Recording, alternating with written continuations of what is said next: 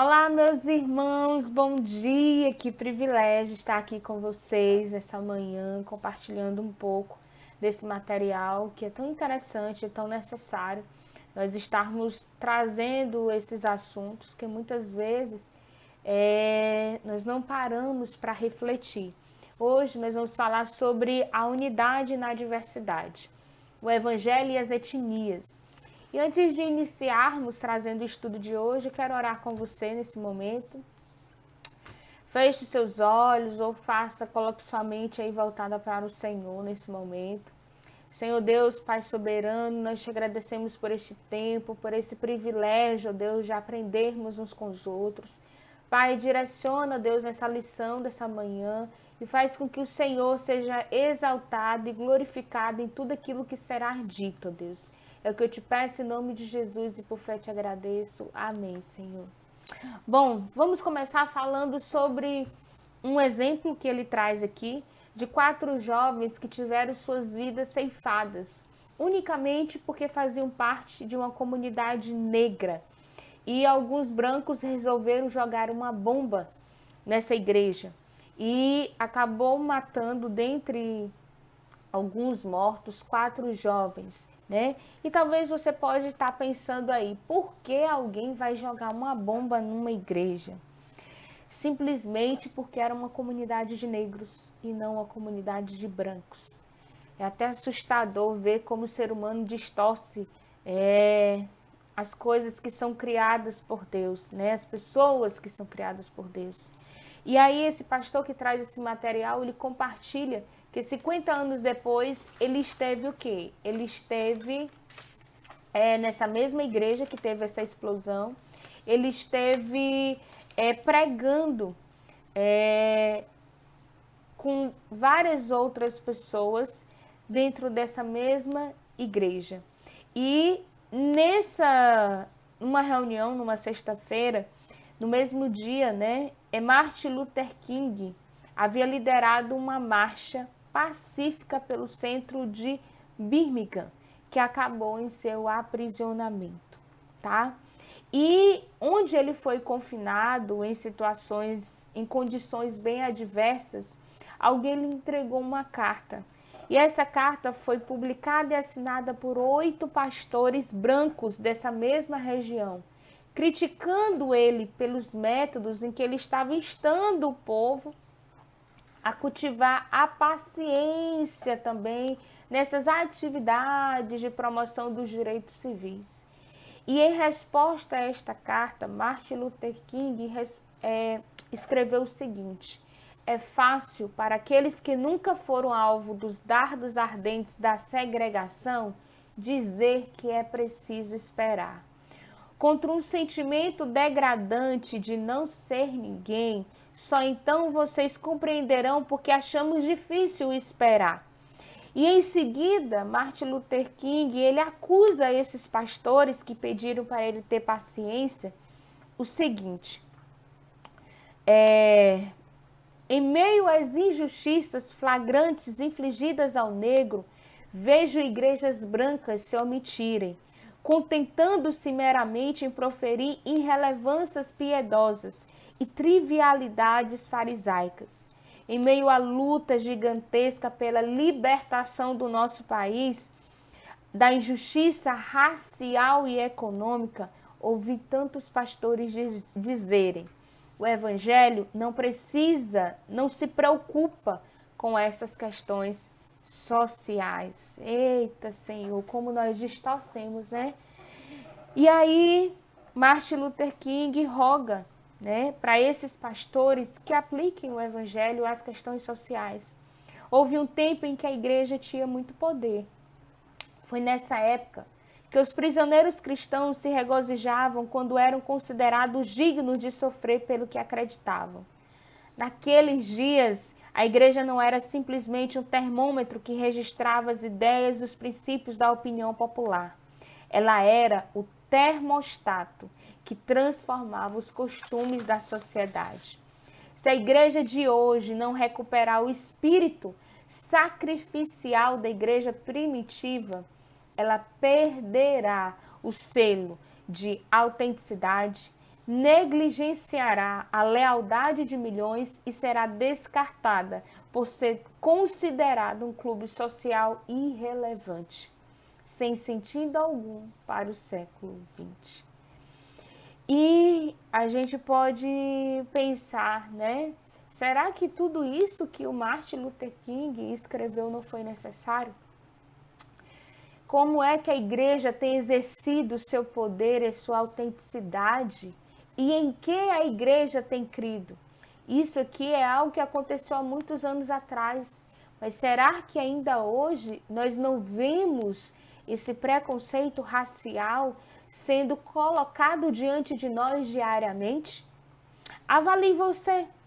Quando você está diante de dois grupos diferentes ou diante de dois grupos, um que é muito diferente em relação a vestimentas, em relação à cor da sua pele, e um que se assemelha às suas vestimentas, que se assemelhe à sua forma de se arrumar, ou o seu padrão, ou a cor da sua pele, ou a cor do seu cabelo.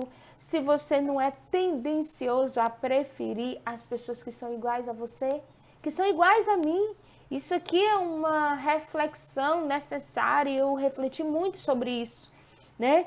Nós acabamos reproduzindo uma cultura que aquelas pessoas que têm a mesma cor, que são da mesma cultura, que são que têm a mesma herança ou a mesma história, que aquelas pessoas nos inspiram mais confiança, mais lealdade, mais comodidade. Então, acabam sendo pessoas que para mim são melhores para eu andar, para eu estar junto, né? E de igual modo eu começo a agir que pessoas diferentes de mim não são dignas de confiança. Muitas vezes são pessoas que me incomodam, me causam desconforto e eu acabo não tendo, acabo sendo propensa a não beneficiar ou não querer estar perto, estar próximo, estar junto, né? Muitas vezes, às vezes você não gostar de determinado tipo de cabelo, você diz, ai, meu Deus, que fulano escolhe andar com o cabelo daquele jeito, que coisa ridícula. Ah, tu andava com aquela negrinha, tu andava com aquele negrinho. Ainda hoje a gente escuta esses termos para falarmos das diferenças de cor, de tom de pele, diferenças de gostos, como se fosse pecados imputados a uns e outros não, né? A igreja, ela dá passos muito tímidos para alcançar, por exemplo, as pessoas que vivem ou que tentam sobreviver, né, em outros países, os imigrantes. E às vezes fazem ministérios específicos, né, para esse tipo de pessoa. Mas é necessário e é urgente nós evitarmos os pecados daqueles que nos retrocederam, né, da história. Eu lembro que teve um tempo que nós tínhamos aqui muitos venezuelanos nos sinais, né? E eu ouvia de maneira recorrente as pessoas dizerem, ai, não chega perto porque eles estão com aquela doença, trouxeram uma doença do país, não chegue perto porque você vai ser contaminado. Ai, meu Deus, esse povo, por que eles não voltaram para a terra deles? E aí, assim, a gente está agindo contra o evangelho, né? E é interessante nós percebermos o que nós, como pessoas que dizemos seguir a Jesus e dizemos seguir a esse evangelho, que atitudes nós estamos tomando diante de pessoas que são diferentes de nós. O evangelho, ele nos obriga a tomarmos atitudes, né? O evangelho não é um evangelho de passividade. O evangelho veio para quebrar barreiras. O evangelho veio para trazer unidade e não para fazer com que nós nos afastemos mais uns dos outros. Pela graça de Deus, nós devemos trabalhar de maneira ferrenha, de maneira contínua, para vencermos a arrogância preconceituosa que nós temos nas nossas crenças, nos nossos pensamentos, nas nossas vidas, dentro das nossas famílias, dentro das igrejas. E esse é um processo que começa quando nós falamos sobre a raça de uma vez por todas e falamos com clareza, né? Não tentando omitir algo que é recorrente, que acontece, que é verdadeiro. Pelo contrário, quando nós começamos a falar, nós entramos num processo de mudança e de quebra de preconceitos que vem de um contexto histórico que não tem como nós negligenciarmos que já existiu. Mas nós não precisamos reproduzir isso e é necessário quebrarmos isso de uma vez por todas para alcançarmos cada vez mais vidas. Quando Martin Luther King fala que aqueles que sofrem têm pressa. Você pode não ter sofrido racismo, né? Eu lembro, e aí eu vou compartilhar um pouco de mim, né? Eu lembro que eu me relacionava com algumas pessoas e que tom de pele diferente da minha, né? Que eram brancas. E dentro dessas famílias, quando as pessoas iam se dirigir a mim, diziam assim, aquela neguinha, né? Aquela neguinha. Mas não no sentido, no sentido de diminutivo, né? O que tu quer se relacionando com aquela neguinha, com aquela negrinha? Então, assim, mas isso não, para mim, não me afetava. Por quê? Porque o meu tom de pele nunca foi um problema para mim. Porém, durante muito tempo eu tive que lutar para vencer que o que o outro dizia sobre mim, querendo me diminuir, que aquilo ali não determinava quem eu era e nem quem eu seria. E aí, assim, para vocês verem a complexidade que é para quem vive e quem enfrenta essas experiências, né? Outro dia eu ouvi uma pessoa dizer assim, Laiane, depois que tu casou, até a tua cor de pele mudou. Aí eu fiquei... E são comentários necessários da gente fazer para alguém, né? Então, nós vivemos numa cultura em que nós estamos constantemente imersos em discussões sobre raça e racismo, né? E será que nós estamos entendendo quais são as soluções para um problema que a gente nem sabe, que a gente não consegue definir, ou que a gente acredita que é apenas um apelido, não é nada, ou que eu diminuí alguém acrescentando na minha fala o tom de pele, o tipo de cabelo, a cor dos olhos, que isso realmente não é nada, né? Que tipo de evangelho é esse que eu falo e que eu vivo, que eu acredito que o meu tom de pele me coloca superior a alguém? É possível que o evangelho não apenas contrarie a cultura nesse aspecto, mas o evangelho ele vem para reformular nossa discussão sobre a raça, né? Nenhum ser humano é mais ou menos humano do que o outro. Todos são criados à imagem de Deus. E quando eu faço essa diferenciação, eu estou fazendo o quê? Eu estou colocando que eu não confio na verdade do evangelho.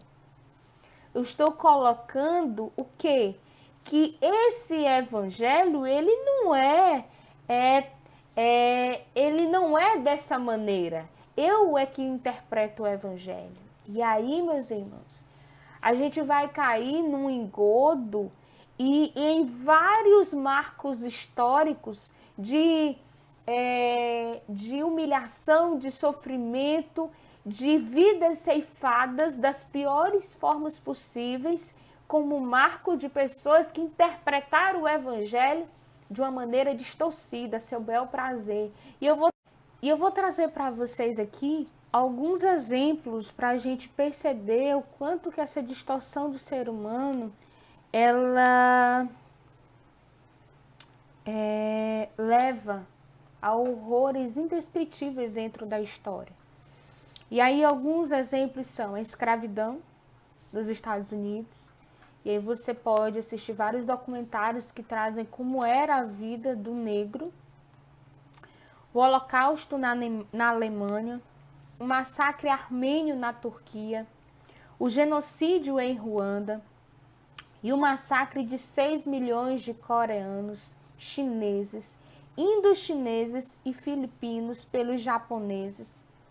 Tudo isso foi fruto o quê? De uma ilusão satânica de líderes e cidadãos que acreditavam serem superiores a outros tipos de pessoas. Todos os homens e mulheres, sem exceção, foram criados à imagem e semelhança de Deus. Gênesis 1 traz esse fundamento.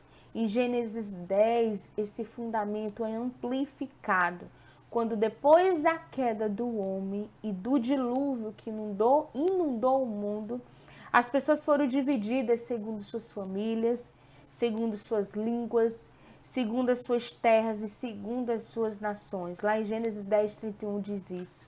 Em Atos 17, 26 diz: de um só fez toda a raça humana, para que habitasse sobre toda a superfície da terra, determinando-lhes os tempos previamente estabelecidos e os territórios da sua habitação. Não muito tempo depois, nós vemos na Bíblia pessoas de cores variadas de tom de pele e diferentes culturas por toda a paisagem humana. Mas de que raça era Adão e Eva?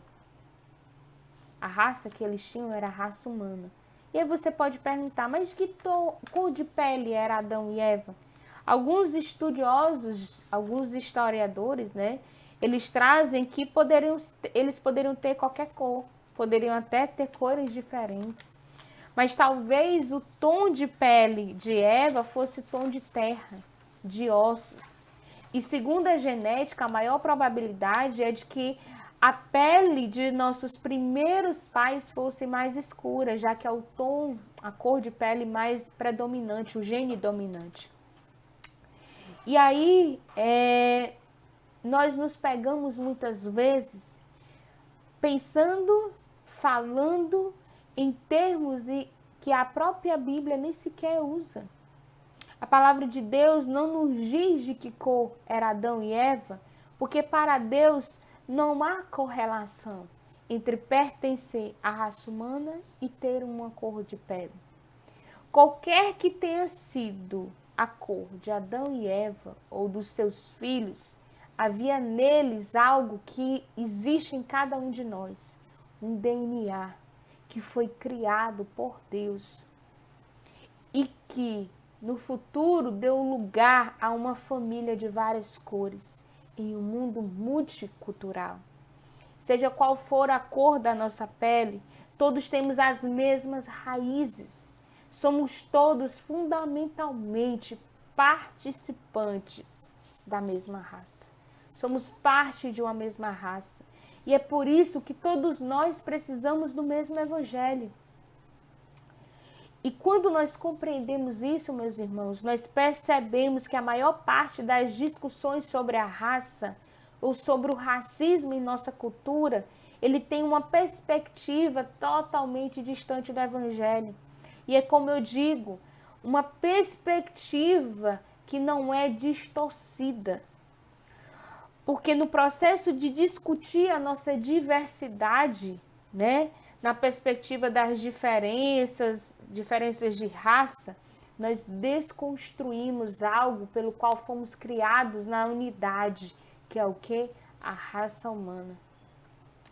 O critério de raça, conforme nós normalmente usamos, não nos ajuda, porque nos diferencia por uma aparência física. Uma espiritualidade emocionalmente doentia, ela faz com que as diferenças que nos compõem como seres humanos, a gente perceba elas como superiores uns aos outros. Enquanto que Deus nos traz que a nossa diversidade é uma revelação da multiforme graça de Deus. Esse tipo de critério que muitos utilizam ainda, e que às vezes nós utilizamos, carrega uma gama de estereótipos ou de pressupostos que estão baseados diretamente em atributos biológicos. pelo simples fato de que muitas vezes o tom da pele ou da textura do cabelo ser de certa maneira ou de uma maneira que a gente não ache bonita, não ache legal, nós supomos instintivamente determinadas características nos outros. Nós colocamos, imputamos sobre os outros como se eles fossem alguém positivo ou negativo, e com frequência negativo, porque é diferente daquilo que eu acredito que deveria ser. E eu trago para vocês uma experiência que eu vivi. Aqui em Teresina a gente não encontra muito assim, como em outras igrejas ou em outros estados, né? E eu fui em uma determinada igreja em outro estado. E quando eu cheguei nessa igreja, era tanta gente diferente que eu disse assim, meu Deus do céu, mas que tanta gente diferente, né? Para você ver como a gente mesmo, por mais que a gente fale e a gente vai lutando para quebrar preconceitos, para quebrar estereótipos da nossa mente, eu luto muito para quebrar coisas que me separam das pessoas, que me dividem, que me coloquem às vezes uma questão de superioridade. Eu luto contra isso. E mesmo assim, às vezes, é algo que acontece instintivamente, né? E quando isso acontece, é importante a gente quebrar isso na nossa mente e não aceitar aquilo ali como uma verdade. Porque nós fomos, de uma certa maneira, treinados para ver o diferente como algo ruim, como algo negativo. E a gente se perde nisso, né? E é por isso que Martin Luther King traz. A igreja, ela tem um poder. E quando esses pressupostos, quando esses estereótipos, eles estão fixados na nossa mente e nós aceitamos eles como verdades, nós deixamos de viver o evangelho na sua unidade. E nós começamos a nos separar. E quando nós nos separamos, a gente entra numa ilusão satânica de que o diferente não é bom. E aí, assim, ele traz a experiência de que ele esteve em Dubai, e ele diz que ele esteve numa igreja em Dubai, onde tinha pelo menos 70 nacionalidades diferentes representadas em uma única sala. E ele traz aqui que a sensação que ele teve é como se ele se sentisse mais perto do céu, de ver tantas pessoas diferentes compartilhando o mesmo amor, o mesmo evangelho, a mesma adoração ao Deus vivo, né? E assim, cada um de nós temos raízes, e as nossas raízes, elas permanecem lá em Adão e Eva. E cada um de nós traz consigo a imagem de Deus, né?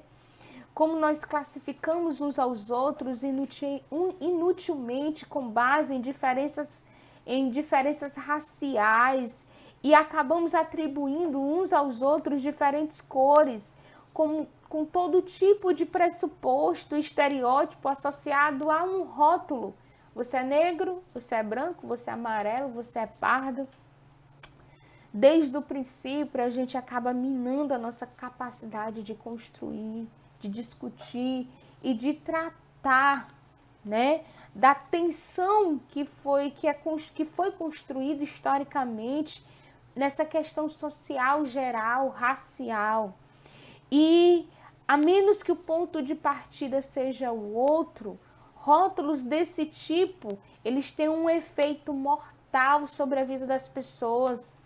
Quem não pôde acompanhar aquele adolescente negro que foi morto por um policial branco, né? Então, pessoas morrem porque tem cor diferente. Nós não podemos, como igreja, permitir que as nossas diferenças raciais deixe de adentrar as vidas das pessoas diferentes. O evangelho, ele aponta a uma única raça, a raça humana. E isso precisa estar claro. Precisa estar claro na nossa realidade, na nossa vida. Porque só assim nós teremos condições de discutir as nossas diferenças e trazer um novo conceito, uma nova construção mental social sobre isso. Quantas pessoas têm consumado suicídio e são vulneráveis por transtornos mentais porque têm condições de vida diferentes por conta do tom da sua pele. Algumas pessoas dizem, isso não existe mais. Isso existe, gente. Isso muitas vezes é velado porque nós não falamos disso com abertura. E isso nos leva a um lugar em que a Bíblia fundamenta a nossa compreensão da diversidade humana, que é o quê? Que são as etnias também. Em Gênesis 10, nós temos ali uma formação de clãs, de nações separadas que falam diferentes línguas em territórios diversos. Com a globalização e a migração de homens e mulheres para vários continentes e cidades. Esses idiomas diferentes, distintos, hoje convivem com frequência nos mesmos territórios. E embora reconheçamos a existência de aproximadamente 200 nações no mundo todo, estudiosos trazem, para alguns existem 10 mil outros, 16 mil grupos etnolinguísticos distintos no mundo. E essa diversidade de pessoas não pode ser definida pelo tom de pele, pela textura do cabelo ou pela cor dos olhos apenas. Quando nós baseamos o nosso diálogo de maneira mais significativa nas características etnolinguísticas, nós estamos reconhecendo esses séculos reais de história e de opressão e combinando isso a uma série de outros fatores que não podem ser reduzidos a uma biologia básica. Ao tirar a raça e o racismo totalmente da discussão, nós estamos abrindo um caminho para que nós, como uma só raça, chamemos o racismo pelo nome que ele tem, que é o quê? Que é orgulho do coração do homem e preconceito. E precisamos preparar o cenário para compreender de que modo o evangelho, somente ele pode prover ou promover uma união poderosa em meio a uma diversidade que foi tão disseminada. E aí o que torna o evangelho possível, meus irmãos? O Senhor viu que a maldade do homem na terra era grande e que toda a imaginação dos pensamentos do seu coração era continuamente má. Lá em Gênesis 6:5 nós encontramos isso. Quanto mais pessoas diferentes se misturavam, tanto mais maltratavam umas às outras. As páginas da Bíblia, meus irmãos, e da história da humanidade estão cheias de uma afinidade maligna pela animosidade étnica. Gênesis 2 Deus nos promete abençoar a etnia de israelitas, mas o propósito da bênção de Deus, ela se estende muito mais além.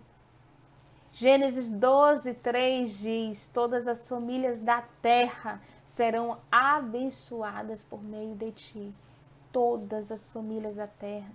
E essa promessa é reiterada várias vezes no Antigo Testamento, à medida que Deus declara o seu desejo de que todas as nações contemplem a sua grandeza e experimentem a sua graça.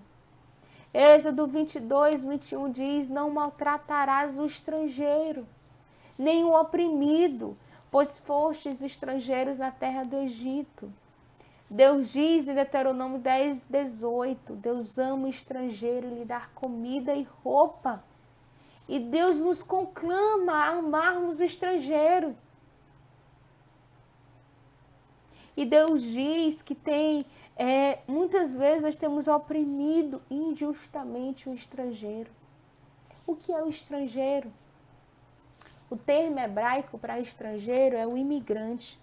Quando Jesus vem à Terra no Novo Testamento, ele nos é imediatamente apresentado como o quê? Como imigrante. Jesus retorna a Israel e desde o começo do seu ministério, ele subverte sutilmente o orgulho nacional da etnia dos israelitas, que aguardava o quê? que o Messias judeu derrubasse Roma e restabelecesse Israel. Embora a atenção de Deus fosse para as suas ovelhas perdidas de Israel, ele vai além das fronteiras. Ele quebra as fronteiras em momentos críticos. Para quê? Para amar, para servir, para ensinar, para curar e para salvar só os israelitas, para salvar os cananeus, os samaritanos, os gregos e os romanos. Jesus vem e choca o sistema. Um sistema pré-concebido dos discípulos judeus. Ele não apenas morreu numa cruz e ressuscitou da sepultura, mas também ele nos ordena que proclamemos o arrependimento para perdão de pecados a todas as nações. Jesus não apenas vem como Senhor e Salvador de Israel. Jesus vem como Salvador e Senhor de todos. E às vezes eu fico me perguntando, que evangelho é esse que a gente diz servir, que a gente diz propagar, que divide, que oprime, que afasta, que nos coloca as nossas diferenças como se nós fôssemos superiores uns aos outros. E as nossas diferenças é para mostrar que existe uma graça multiforme sobre cada um de nós. A divisão cultural entre judeus e gentios era profunda durante o primeiro século. Mas o desdobramento da história da igreja, nós lemos que, para a surpresa de muitos judeus, os gentios começaram a crer em Jesus. Os cristãos judeus não sabiam como reagir a isso. Será que eles deveriam aceitar os cristãos gentios? Deveriam impor a eles os costumes judeus? Embora os gentios fossem finalmente aceitos na igreja, eles se sentiam, na melhor das hipóteses, os cristãos de segunda classe. E Paulo se dirige aos cristãos gentios, dizendo-lhes, em Efésios 2, do 12 ao 14, Estáveis naquele tempo sem Cristo, separados da comunidade de Israel, estranhos às alianças da promessa, sem esperança e sem Deus no mundo. Mas agora, em Cristo Jesus, vós que antes estáveis longe, viestes para perto pelo sangue de Cristo, pois Ele é a nossa paz. De ambos os povos Ele fez um só, e derrubando a parede da separação em seu corpo, desfez a inimizade. Em seguida, ele os exorta no versículos adiante, 18 e 19. Pois por meio dele, ambos temos acesso ao Pai no mesmo Espírito. Assim, não sois mais estrangeiros nem imigrantes, pelo contrário, sois concidadãos dos santos e membros da família de Deus. Essas palavras descrevem de um modo belo o poder único do Evangelho, que é unir pessoas de diferentes grupos étnicos, unindo inclusive os membros no interior de seus grupos. No começo, meus irmãos, o pecado separou o homem e a mulher de Deus e separou um do outro também. E esse pecado, ele estava o quê? E ele está na raiz da arrogância e do preconceito étnico também. Quando Cristo foi crucificado, ele derrotou o pecado. E a partir dali abriu um caminho para que as pessoas fossem libertas dos seus grilhões e restituídas a Deus. Se o próprio Senhor reconhece as nossas diferenças e nos usa apesar de quem nós somos e até se apresenta na sua grandeza, independente dos povos dos quais nós fazemos parte. Quem somos nós para segregar as pessoas por elas serem diferentes no seu tom de pele, na cor dos seus olhos, o tipo de cabelo que elas escolhem usar, tipo de roupa, às vezes, que elas escolhem vestir, às vezes, palavras, né, ou gírias, ou se percebem de maneiras diferentes. Em seu mais célebre discurso na marcha sobre Washington, Martin Luther King Jr. subiu as escadas do Lincoln Memorial e disse o seguinte: eu tenho um sonho. I have a dream. Que meus 4 filhos viverão um dia em uma nação onde não serão julgados pela cor da sua pele, mas pelo conteúdo do seu caráter. O Evangelho, meus irmãos, ele não nega as nossas diferenças, nem étnicas, nem culturais e nem históricas. Tampouco o Evangelho nos diz que tais diferenças são superficiais. Ao contrário, o Evangelho começa com um Deus que cria homens e mulheres à sua imagem e, em seguida, ele diversifica a humanidade segundo clãs e terras, como um reflexo criativo da sua graça e glória em grupos étnicos distintos. E aí ele nos leva a celebrar as nossas diferenças étnicas, a valorizar nossas diferenças culturais e a reconhecer a nossa diversidade histórica, perdoando mesmo os aspectos em que tal história possa ter sido terrivelmente danosa. E aí ele traz aqui um exemplo de dois homens, né? Um se chamava Steve Sant e o outro se chama Mikai.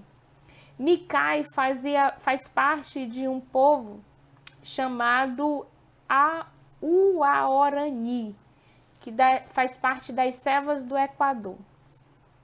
Mikai havia matado anos antes o pai de Steve Sant. O pai de Steve Sant, ele tentou compartilhar o evangelho nesse povo que fazia parte o Mikai. Só que através desse evangelho, Mikai foi alcançado e ele se tornou um seguidor de Jesus. E anos à frente, Deus permitiu que Steve, o filho daquele que tentara compartilhar o evangelho, fosse amigo do matador do seu pai. E eles um dia estavam pregando juntos, cada um com roupas ocidentais ou vestindo vestimentas da sua tribo, um falando inglês e o outro falando a sua língua nativa, mas eles estavam ali, de braços dados, compartilhando o evangelho e representando o poder do evangelho. Não de eliminar as nossas diferenças, mas de sermos transcendidos às nossas diferenças como um só corpo em Cristo. Não há judeu nem grego, não há escravo nem livre, não há homem e mulher, pois todos vós sois um em Cristo Jesus. Assim nos diz Gálatas 3:22. Nossas peculiaridades são importantes, sim. Nós temos muito a aprender e a celebrar em nossas diferenças culturais, étnicas e de gênero. Segundo Gálatas 3, em Cristo somos capazes de experimentar a plenitude da beleza do projeto de Deus para a diversidade do ser humano. O Evangelho ele não afeta apenas as várias maneiras pelas quais latino-americanos, anglo-americanos, afro-americanos veem uns aos outros em nossa cultura, ou a maneira pela qual vemos as pessoas em diferentes países, mas ela afeta também como os seguidores de Cristo veem os imigrantes, veem os homens, veem as mulheres que vivem à nossa volta no país. O Evangelho nos lembra, em primeiro lugar, de quando falamos de imigrantes, sejam legais ou ilegais, estamos nos referindo a homens e mulheres criados à imagem de Deus, que também são alvos da graça como nós somos. Quem segue a Cristo deve ver o imigrante não como um problema a ser resolvido, mas como uma pessoa a ser amada. O Evangelho nos leva em nossa cultura, a condenar todo tipo de opressão, todo tipo de exploração, todo tipo de intolerância ou assédio ao imigrante, não importa qual seja o seu status legal. Trata-se de homens e de mulheres por quem Cristo morreu e cuja dignidade não é maior e nem menor que a nossa. O Evangelho, ele nos obriga a respeitar a dignidade dos imigrantes, a despeito de seu status legal, e nos constrange a proteger a união da família, qualquer que seja o seu status legal. Temos diante de nós, irmãos, como cidadãos de um governo, a responsabilidade de trabalharmos juntos para criar e aplicar leis justas aos imigrantes. E nós precisamos, como cristãos, como ministros do Evangelho que somos, como aqueles que aceitam a responsabilidade do ID, exigir a segurança, a responsabilização dos donos das empresas por contratações dignas. Não importa qual seja a nossa visão política pessoal, nenhum de nós pode escapar à realidade de que estamos falando dos nossos próximos. Enquanto houver imigrantes legais ou ilegais vivendo à nossa volta pelo desígnio poderoso de Deus, somos chamados a refletir sobre como amá-los, assim como nós amamos a nós mesmos. No fim das contas, meus irmãos, somos todos imigrantes. A essência que significa ser cristão se refere o quê? Aos crentes em Cristo como peregrinos estrangeiros que estão buscando uma pátria e almejam uma pátria melhor, uma cidade que virá. Os cristãos são migrantes nesta terra. E quanto mais nós nos envolvermos na vida dos imigrantes, tanto melhor compreenderemos o Evangelho. A minha esperança e a minha oração é que não seja isso que historiadores vão escrever sobre a igreja do nosso tempo.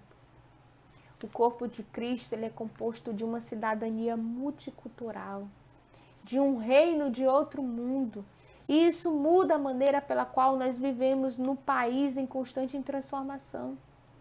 Pela graça pura e simples de Deus no Evangelho, somos compelidos a combater o orgulho egoísta, o preconceito étnico, tanto em nosso coração quanto em nossa cultura, meus irmãos. Precisamos olhar para frente, para o dia em que uma grande multidão que ninguém pode contar, de todas as nações, de todas as tribos, de todas as raças, de todos os povos, de todas as línguas, se apresentará como uma única raça, redimida, para dar glória ao Pai, que não nos chama de estrangeiros ou de exilados, mas de um Deus que chama a cada um de nós como filhos e como filhas amadas. Que não venhamos a esquecer que o nosso Deus, ele não muda, independente do tempo que nós estejamos. Ele quer que todos os povos, línguas e raças adorem a Ele. E o que nós podemos fazer para contrapor a cultura é pedirmos a Deus, orarmos para que Ele abra os olhos de todos os crentes, inclusive os nossos, para o orgulho egoísta e o preconceito pecaminoso que acaba impedindo o arrependimento, que proteja os imigrantes. Hoje eu recebi a notícia de uma enfermeira que morreu tentando entrar de maneira ilegal no país. Quantos têm suas vidas ceifadas no meio dessas brigas? Que dê a esses imigrantes e às suas famílias o sustento de que eles necessitam e os ponha em contato com crentes que ministrem a vida deles. Que dê a liderança dos nossos países sabedoria para lidar com a questão da imigração.